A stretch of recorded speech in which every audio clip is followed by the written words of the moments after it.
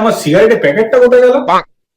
আচ্ছা আচ্ছা শোনো, আমার একটা সোজা কথা, আমার আমার আমার আমার একটা সোজা কথা, কেন কেন কেন কেন বুঝতে পারছো না? আমার আমার আমার আমার আমার খুব পটি পাচ্ছে। আমার কাছে 4টে গিটার আছে, আরেকটা কিনবো, কিন্তু আমি বাজাই এই পুরোনো গিটারটাই।